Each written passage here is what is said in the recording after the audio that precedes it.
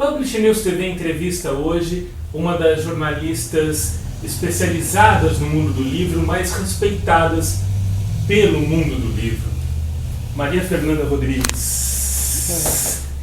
Você é um ser do mundo do livro mesmo? Ou você é de outro mundo e caiu no mundo do livro?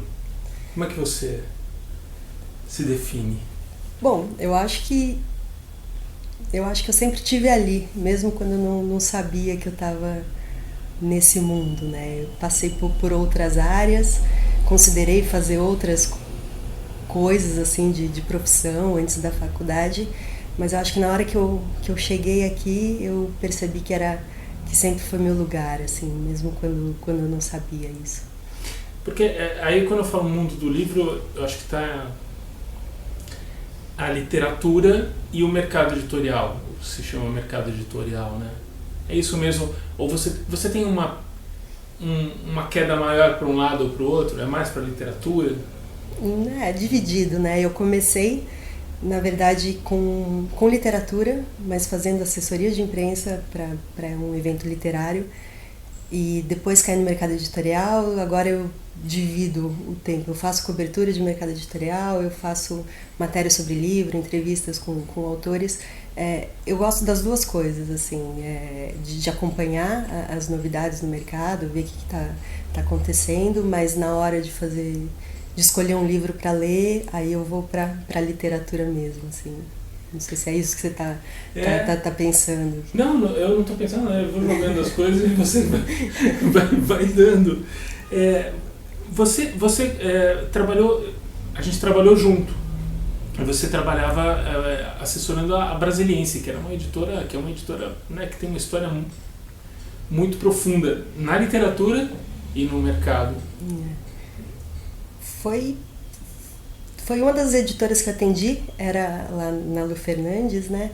Era uma tentativa da Brasiliense voltar a ser falada, a mostrar o que estava fazendo, né? Ela teve uma super importância anos e anos atrás, e ali era uma tentativa de retomada, mas eu não me lembro, não foi exatamente, acho que a primeira editora que eu atendi, mas acho que quando você entrou lá, eu estava entre Brasiliense, entre Thomas Nelson também, então são áreas bem diferentes, assim, tudo o mundo do livro, mas cada uma com uma particularidade, né?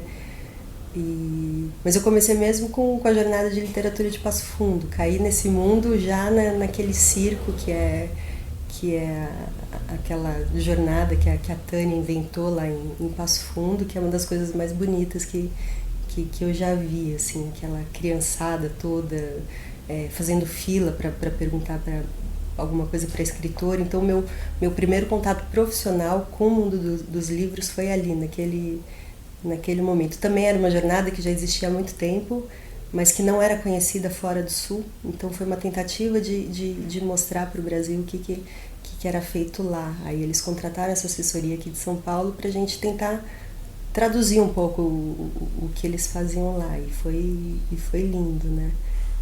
Que coisa me ocorre agora que você acaba, não sempre, não em todas as coisas, mas muitas dessas suas vivências têm a ver com lugares com muita tradição, né?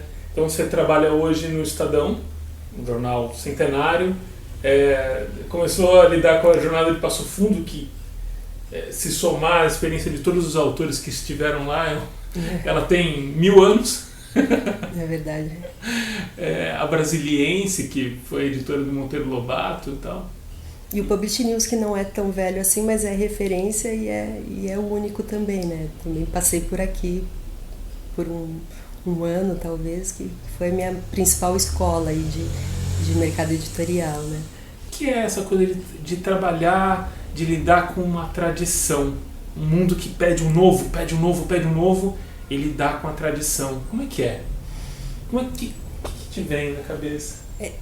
Tem um peso, tá ali, fazendo literatura, cobrindo livros no Estadão, assim, pensar todo mundo que veio antes, o suplemento literário, o sabático, que foi onde eu comecei É uma coisa assim, é um trabalho de muita responsabilidade e de muito respeito pelos que vieram e que construíram aquilo, né?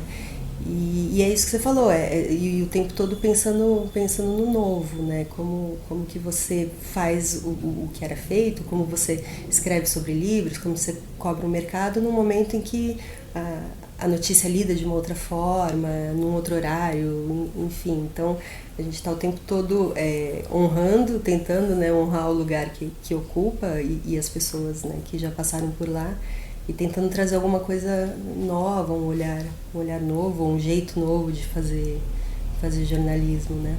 Você acha que a nossa geração de jornalistas, assim, pegou uma mudança muito mais radical no jornalismo, por exemplo, e você tem essa comparação também com o mundo literário, no mercado editorial, que mudaram também no mesmo tanto, talvez, do que em gerações passadas? Eu acho que sim, eu acho que a gente estava ali no momento da mudança, né? Porque tudo bem, antes você passava uma matéria por telex, você escrevia na máquina, aquela coisa toda, e veio o computador, o fax. E aí corta a cena, o que é hoje, né? Você escreve no celular, você filma, você já usa um trecho do que você fez ali da entrevista para um podcast. Enfim, a gente está tendo que fazer um jornalismo diferente do que era feito antes. A gente está tendo que pensar na notícia em todos os formatos, né? Não é mais só o texto, só entregar um texto no jornal impresso, né? Então, eu acho que a mudança tem sido drástica aí nesses últimos anos e, sei lá, eu acho que você também, na faculdade, a gente ainda escrevia na máquina e teve aula de computação para aprender a usar ali. Não somos tão velhos assim, mas era isso, né? E agora isso é inconcebível, né? Você escreve na página, você mesmo publica a sua matéria, você mesmo escolhe os trechos que vão para a TV, então você tem que pensar em tudo, não só no texto, não só na apuração, né? Não só preparar a entrevista, não só escrever e se dar por satisfeito. E hoje tem ainda, tem mais do que tinha antes, que é o diálogo com o leitor, né? Antes tinha só a sessão de cartas, né, de assinante, do leitor. Hoje você tem ele ali o tempo todo nas redes sociais ou nos comentários, ou às vezes a gente prepara a matéria que ouve o leitor antes, né, pergunta a opinião dele antes de escrever uma matéria, e aí isso acaba sendo incluído no texto também. Então é um jeito novo, assim. Então acho que uma geração anterior, talvez duas, não pensasse tanto, não tivesse que pensar tanto assim no leitor. Ele tinha um compromisso com a notícia e com os fatos e com a verdade, né? Hoje você tem tudo isso e mais a conversa com o leitor. Fernanda, a sua ligação com o jornalismo está aí, também está na sua casa, acho que você já vai explicar isso, mas com a literatura, ela vai além da cobertura jornalística e do gosto por leitura? Você escreve? Não. Já tentou? Já quis? Tem esse ímpeto? Tem esse desejo? Eu acho que, como todo adolescente, a gente acaba escrevendo, né?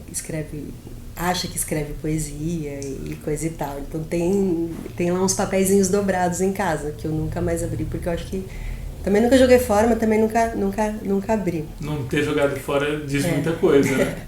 Mas eu acho que é muito difícil você sair da coisa objetiva, da não ficção, e pensar em tentar uma coisa de ficção, assim.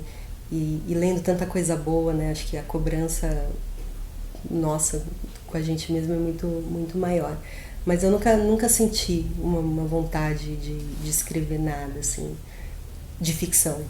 Talvez, se for escrever alguma coisa, comece pela não ficção, assim. Acho que deve ter um bloqueio, talvez, também.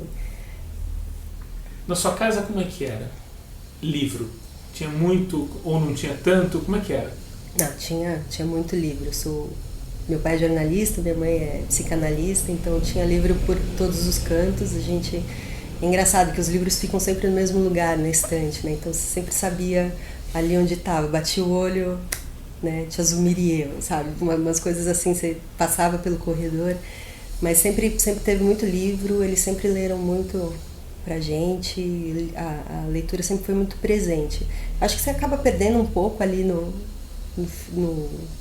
na adolescência, assim. Eu não me lembro de ter sido uma adolescente leitora, assim, lia escola, lia outras coisas, era a época do Círculo do Livro também, então a gente acabava podendo escolher um livro para comprar, mas eu fui virar leitora mais assim, já um pouco mais velha, assim, acho que tive um gap ali no fim da escola, aquela coisa, assim, no fim da escola não, indo para o segundo grau, assim, ensino médio, e me perdi um pouco, mas depois voltei, né.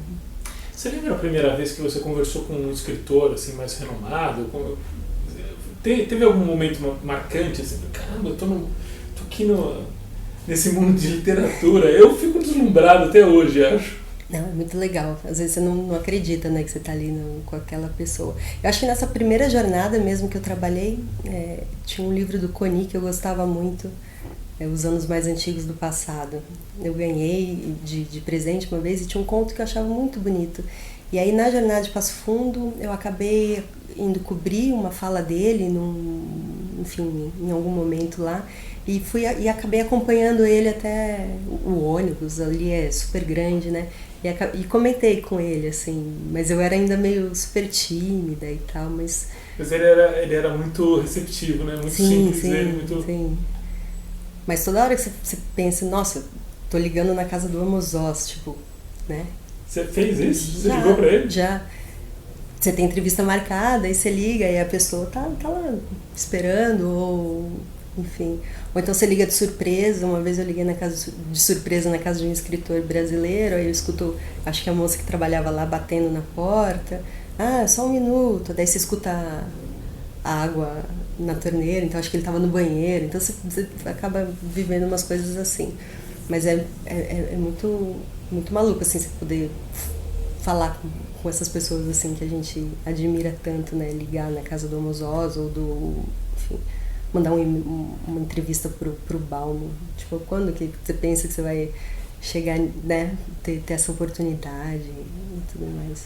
Tem alguma dessas vivências que mais te surpreenderam, te emocionaram, não sei?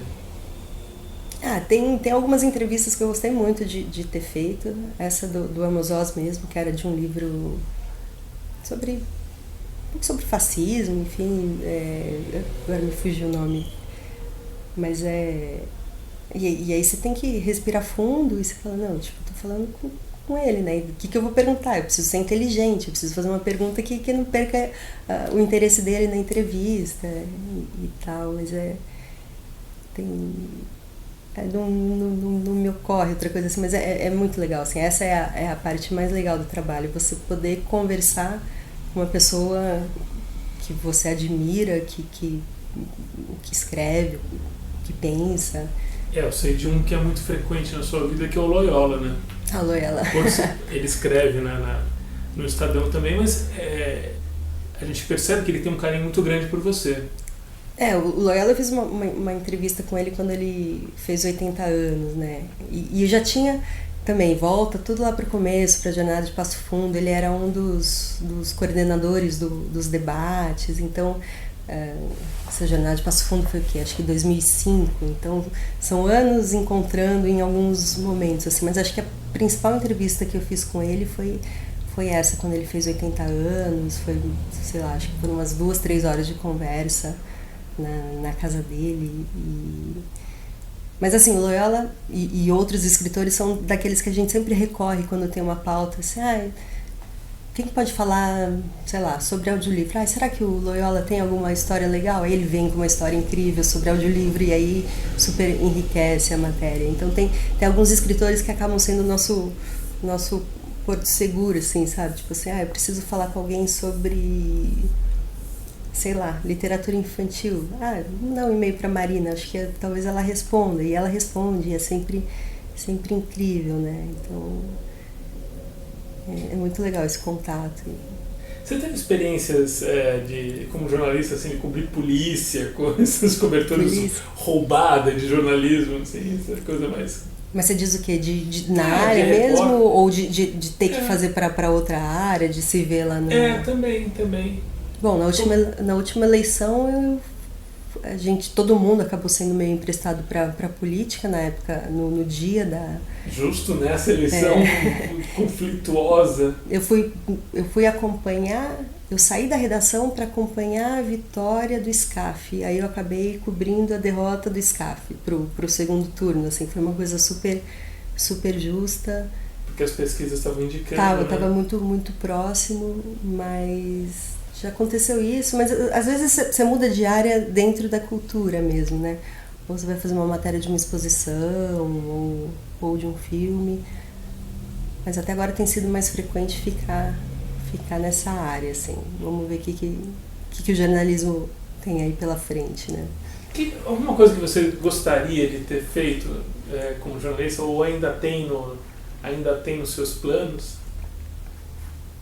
De entrevista, ou de, sei lá, alguma realização assim diferente, ou não, ou essa coisa a próxima matéria ainda te encanta o suficiente para focar nela? Numa coisa que eu tenho vontade e eu acabo fazendo assim um pouco em alguma matéria aqui, outra ali, é meio que mapear as coisas legais que são feitas em literatura, né? As boas práticas, acho que nem é exatamente isso que você perguntou, mas eu acho que a gente às vezes fica muito preso a uma agenda, a um lançamento, e tem muita vida acontecendo fora disso, fora da livraria ou fora das editoras, enfim. Então, eu tenho essa vontade de conhecer essas pessoas que não chegam pra gente, assim, que não tem um assessor de imprensa, que não estão ali... Agora é um pouco mais fácil por causa das redes sociais, mas esse pessoal que desenvolve um projeto na periferia ou numa escola, uma coisa bem específica, assim, mas gente que tá fazendo alguma coisa e tá fazendo alguma coisa legal, assim, pela leitura, pelas crianças, pelo mesmo, assim, nem que isso não se reverta em nada, mas que dê alguma que mostre uma coisa nova para essas pessoas, né, para as crianças principalmente. O fato de você estar falando isso agora, que tem essa vontade de fazer esse mapeamento, é porque você sabe, tem coisa acontecendo na literatura. A literatura tá pulsante, né? Tá, tem muita coisa acontecendo, e assim, tipo, de todos os gêneros, para todos os gostos, para todas as idades. Você vê coisas incríveis acontecendo dentro da prisão, você vê coisas incríveis acontecendo dentro de uma Kombi. Não sei quando a entrevista vai, mas eu vou conversar com uma moça que acabou de reformar uma Kombi pela segunda vez, porque pegou fogo, e ela vai de Kombi até alguns bairros, algumas regiões de Guarulhos, aqui em volta de São Paulo, para contar a história. Nossa, isso está acontecendo aqui, eu nunca tinha ouvido falar. Então, eu acho que mais... Enfim, do que só contar para o leitor que tal livro está saindo, que é uma coisa que ele vai descobrir pelo blog da editora, pelo Instagram da editora, ou mesmo na livraria. Eu acho que a gente tem que contar essas outras iniciativas também. E o Brasil, né? O Brasilzão está acontecendo tudo, né? A gente fica aqui em São Paulo. Eu fiz uma matéria uma vez que era justamente dessa literatura em movimento. E tem um projeto incrível de um pessoal que vai de bicicleta. A ideia era ir de bicicleta emprestando livros numa ocupação. Não esqueci onde era, desculpa. João Pessoa, talvez. Não é João Pessoa. Enfim, a ideia era ir levar livro pelas ruas ali do bairro. E aí eles perceberam que não era suficiente, porque ninguém prestava, tal. Aí eles resolveram começar a contar a história, ler os livros para as pessoas. Então, aí que descobriram que a maioria era analfabeta, mas tinha uma super abertura para ouvir as histórias.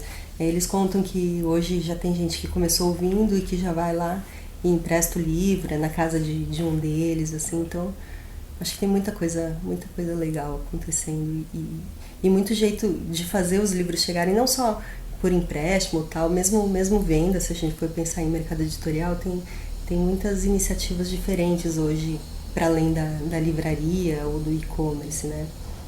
Essa também é uma coisa que eu imagino que você notou uma diferença grande, assim, mudanças grandes do jeito de lidar com a venda do livro, né? Como fazer antes era o óbvio, o livro chegava na livraria e daí nesse tempo que você está acompanhando de perto o mundo do livro, isso também mudou radicalmente, né? Mudou, até porque as grandes livrarias entraram numa crise braba, um pouco por responsabilidade própria, um pouco pela conjuntura, né? Mas aí as editoras se viram precisando dar um outro jeito de vender, de chegar no leitor, né? Você tem editora grande que não vendia livro direto, passa a vender livro direto para o leitor, mas você vê outras iniciativas do tipo uma banca de jornal vira uma livraria, uma bicicleta vira uma livraria, ou, enfim, tem outras formas, né, de chegar e pode não dar um volume tão grande quanto uma rede que tem 90 lojas, mas faz a literatura circular, né? E principalmente a das editoras independentes, que já não tinha tanto talvez uma entrada nessas grandes livrarias, elas encontram um jeito pelo menos de estar presente, né, em algum lugar. E você vê outras livrarias que eram menores ganhando mais repercussão agora, porque não quiseram crescer tanto e conseguiram se manter ali, né? Mas tem formas diferentes de vender, mesmo blog, mesmo clube de leitura, mesmo clube de assinatura, né? Então é bem tá um pouco maior do que quando eu comecei a cobrir mercado editorial, né? Que na época a única grande novidade era o livro digital. Quando eu comecei era o boom daquilo tudo. E hoje aquilo já passou e outras coisas já passaram e aí o mercado está tendo que se reinventar, descobrir um novo jeito de vender que não seja tão dependente desse modelo tradicional de venda, né? Pelo jeito muita coisa ainda vai mudar, né? Ter uma conversa daqui a 10 anos vai estar de cabeça para baixo. Mas você sabe que ficou muito tempo muito parado, né? Assim, eu acho que eu comecei aqui cobri o mercado editorial em 2010, se eu não me engano, e aí era uma notícia atrás da outra. Quem vai chegar? A Amazon chega quando? Google? Quem que vai fazer o quê? Quem que vai ser contratado? Era muito agitado. Depois... 2010 aqui no Publish News. 2010 aqui no Publish News. Depois teve um fenômeno aqui, editorial aqui, sei lá, 50 tons de cinza, depois o livro de colorir, depois nada. Aí a coluna que eu faço até acabou virando mais literária do que de mercado. Então o furo era mais um livro diferente, quem quer publicar não tinha tanta matéria de mercado, assim, até que as livrarias começaram a entrar nessa crise. Aí a coisa voltou a ter um pouco de emoção, mas é uma emoção um pouco triste, né? Preferia que ficasse tudo naquela tranquilidade de um mercado que estava indo bem, que estava lá inventando suas modas, mas que não estava sob risco de entrar em colapso, né? Fernanda, às vezes eu me deparo com alguma pergunta, assim, às vezes de estudante, coisa assim, que fala do jornalismo cultural ou, às vezes, jornalismo literário. Aí a gente fala, calma, do que você está falando? Jornalismo literário tem uma corrente de escrita, né, com formas literárias do que é de não ficção e cobertura né, cobertura jornalística do mundo da literatura.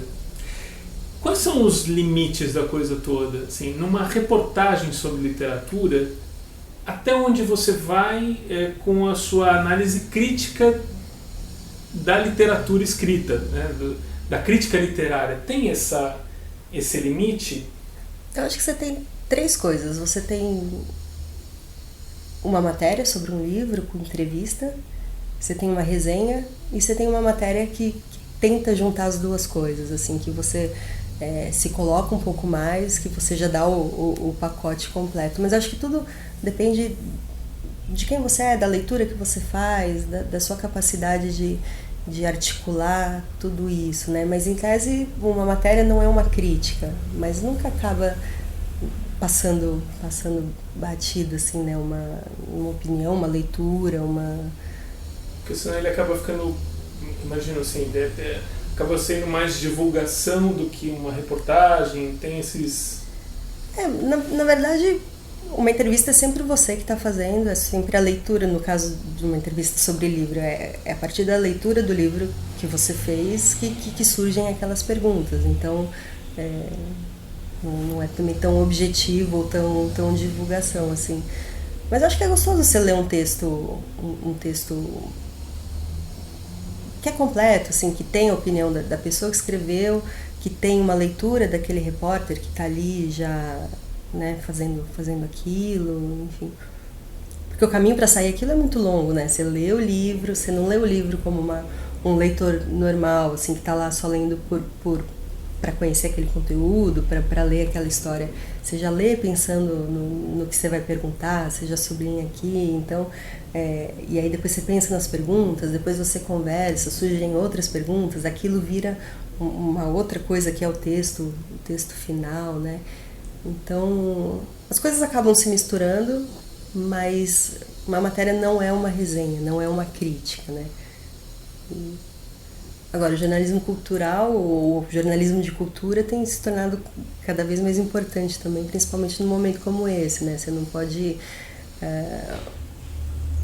cada um só cobrir sua área, sendo que tem uma coisa muito maior acontecendo com a própria cultura, né? Com a própria ideia que se tem de cultura e da produção cultural, né? Então você tem que estar sempre atento para marcar esse lugar, para mostrar a importância que tem, não a cobertura, mas a cultura em si, a produção desse conhecimento. Isso é um cenário muito diferente já, né?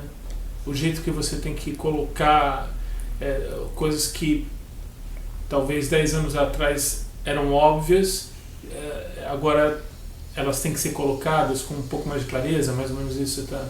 Não, na verdade eu estava comentando mais de você estar atento ao que acontece hoje, das tentativas que estão sendo feitas hoje de minimizar a cultura, de acabar com isso, né?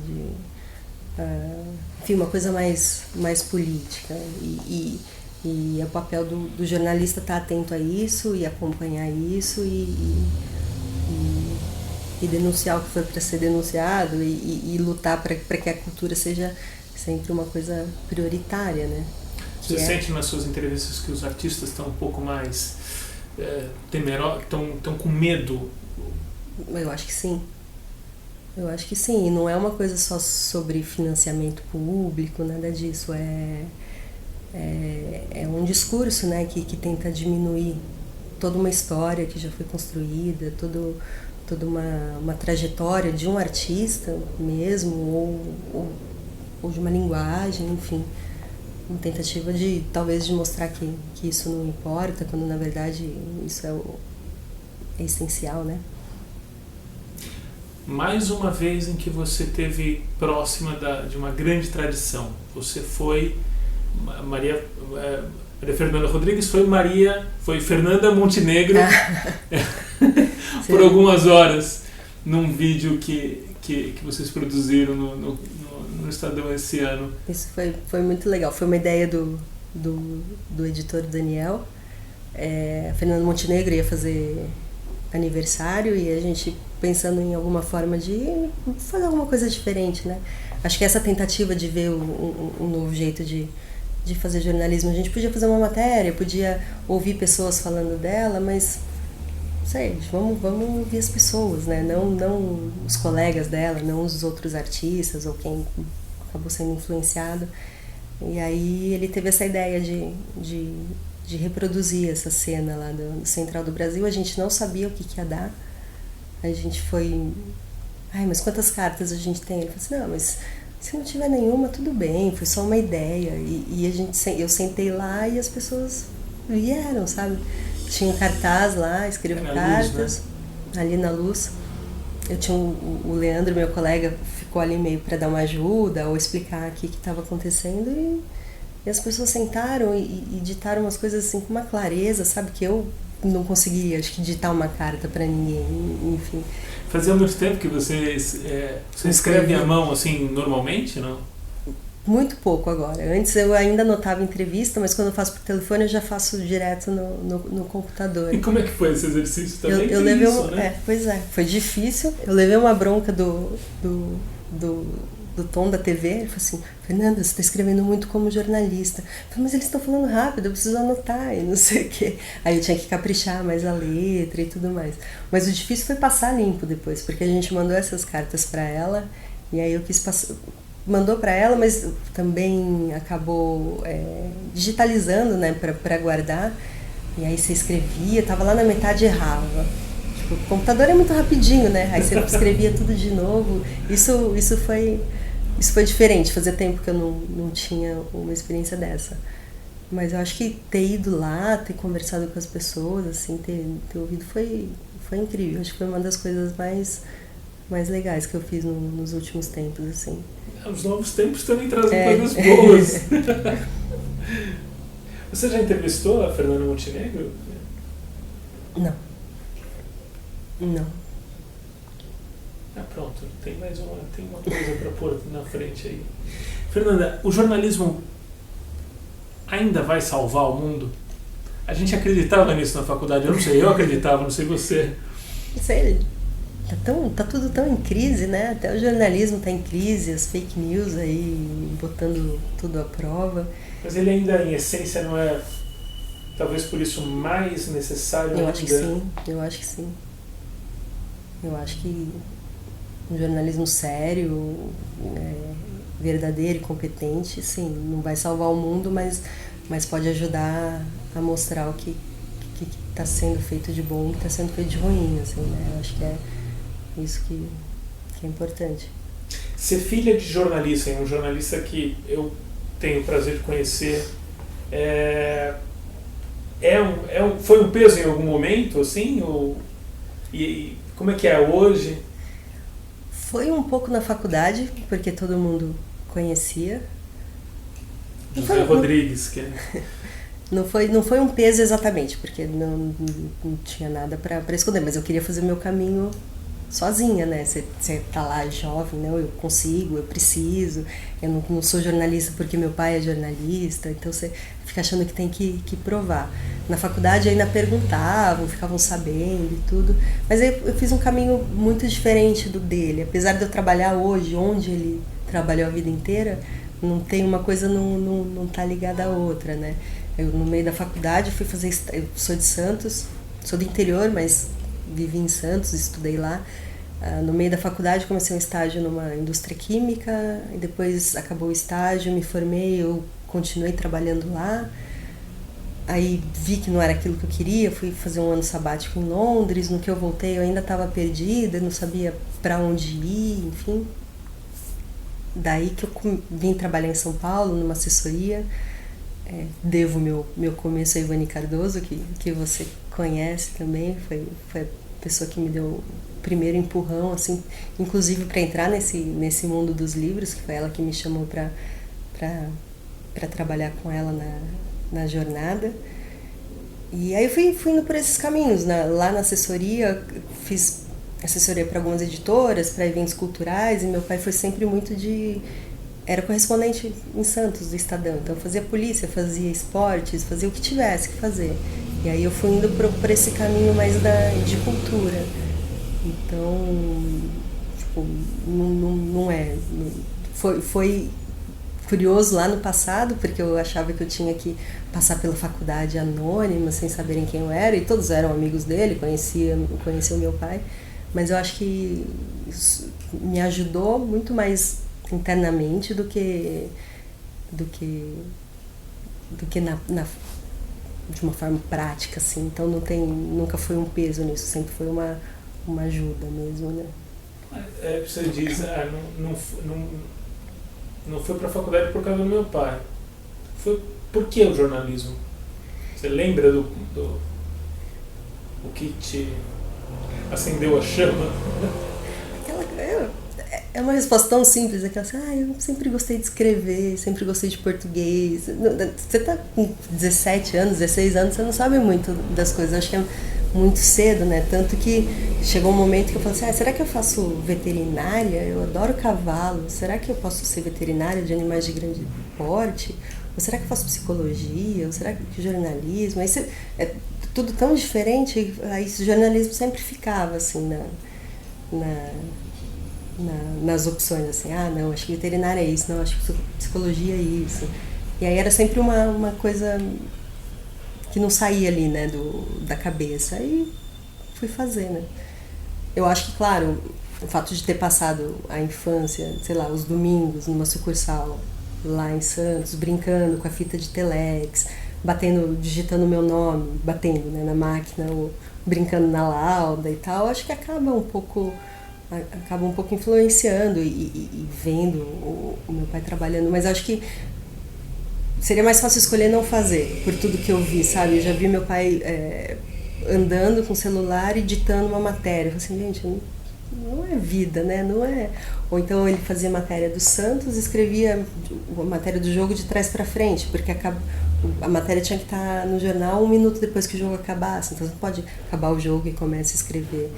Então, tipo, eu tinha noção do que era o jornalismo ali dentro de casa. E uma época a sucursal foi dentro da minha casa também, né? Quando acabou com a sucursal em Santos, aí ficou um correspondente, depois aquela coisa do jornalismo. Então eu vivi muito isso. Mas tinha que ser, eu acho, né? Essas aventuras todas, comparadas com ser mãe. Vixe. Fazer tudo isso junto, então. Porque é isso que está acontecendo, né? Você sabe que... enfim, não sei nem se é pra contar isso, mas a previsão de nascimento do Francisco era 1 semana depois que ele nasceu. Eu saí do jornal naquele dia, quando a bolsa estourou, umas 10 da noite, eu estava pronta para ir embora, fiquei sabendo que o Flávio Gicovati tinha morrido. O que você faz? Você senta e escreve, né? Então, tipo, tinha sido um dia que tinha começado com um prêmio Nobel, depois tinha morrido o Dario Fo, depois morreu o Flávio Gicovati, aí no meio da noite Francisco resolve. Enfim, mas a aventura de ser mãe Eu quero ser notícia junto com eles. Enfim, ainda que eu terminei a coluna, eu saí do jornal, era uma quinta-feira, eu ia fazer a coluna do sábado na sexta, ainda juntei todas as notas, mandei para eles lá, eles fizeram uma coluna lá. Caramba, você teve cabeça para pensar na edição do dia seguinte? É que na verdade todo mundo pensa que rompeu a bolsa, você sai correndo, nasceu, né? Nesse caso foi bem demorado, deu tempo de esperar e preparar pelo menos um pouco a coluna. Mas a vida é uma aventura, né? E, tipo, criar um filho e nesse mundo que você tenta, né? É tanta dúvida e para onde ir e tudo mais, mas é uma delícia, né? 10 anos atrás, a gente, acho que estávamos todos vivendo, não todos é muita gente, né? Pessoas que vivem perrengues muito grandes por aí. Mas, de uma forma geral, havia uma esperança de um mundo mais pacífico, mais tranquilo, de uma evolução nesse sentido. E hoje a gente vive um perigo, um medo de uma vida mais violenta, mais dura e tal. Daqui a 10 anos a gente vai falar de um tempo mais legal, Fernanda? Eu sei que jornalismo está muito longe de futurologismo, mas enfim... Tem gente que fala que sempre é melhor do que era antes, né? Se você for olhar as guerras e tudo mais, mas acho que a gente nunca imaginou que a gente fosse chegar no que a gente está vivendo hoje, né? Eu lembro de uma vez que eu entrevistei uma escritora que tinha sido convidada para fazer uma adaptação do Diário de Anne Frank para criança pequena. Era a primeira adaptação que tinha. É aquela pergunta básica, assim, por que você aceitou o trabalho? Ela falou assim, olha, eu aceitei porque eu acho que eu tinha que mostrar para as crianças que um dia tá tudo bem e no outro dia pode não estar. E aí a vida dela vai mudar e não sei o quê. Eu acho que é isso, assim, a gente... Não dá para saber o que vai estar, como que vai estar daqui 10 anos, enfim. Mas também a gente nunca previu que a gente estaria vivendo o que a gente está vivendo hoje, né? Então, pode ser muito pior, pode ser mais ameno. Mas aí, você perguntou da aventura de ser mãe, dá muito medo, né? Porque antigamente pensava, vou ter filho em São Paulo, passear com um carrinho de bebê na Paulista, isso vira nada hoje, né? Perto de todas as inseguranças, como pode ser o futuro dele, como que vai estar o Brasil, como vai estar o mundo, né? Daqui 10, 20 anos. Pelo menos ele ele e todos nós temos a tranquilidade, assim, pelo menos uma esperança boa que há uma jornalista como você ainda em atividade, em franca atividade, e que isso é uma boa notícia. E a esperança de que essa geração venha fazer talvez mais diferença do que a gente está conseguindo, né? Que lute mais aí, sei lá. Essa coisa de mundo melhor e tal é bobagem. O que importa mesmo aqui é o Museu de Tudo. Você trouxe alguma coisa? Eu trouxe. Eu trouxe meu estilete. Sério? Mostra. Tá lá na bolsa. Pode pegar, não tem problema. Sério? Primeira vez que alguém vai me matar ao vivo. É legal isso. Eu acho que vai dar audiência. Não, eu trouxe estilete. Você vai começar pela garganta ou pelos pulsos? Isso daqui na verdade, é instrumento de trabalho. Gillette Press. Não, a gente recebe no jornal muito livro, né, de divulgação. E tem uns que vêm tão embrulhados, a gente se machuca, se corta. Então o estilete é uma coisa essencial para chegar nesse mundo dos livros, como você falou no começo, né, ver o que está ali por trás daquele pacote, né. Sensacional, eu nunca tinha pensado no estilete como um caminho para a leitura. Mas é. Pelo menos para eu conhecer o que estão mandando ali, o que está sendo publicado, os que são muito cuidadosos com o pacote, principalmente. Maravilhoso, Fernanda. Eu estava fazendo isso na hora que você escreveu, e eu falei, acho que isso é o que é mais simbólico no trabalho, eu acho que e que pode ser doado. Muito bom. Olha ali atrás, tá tudo ali. Que legal. Remédio, caixa de livro, claro. Alguns trazem também. Muito bom. Copinho de cachaça, tem tudo. Obrigado, Fê. Obrigadão. Esse aqui só não tem como você assinar, mas também tem vários.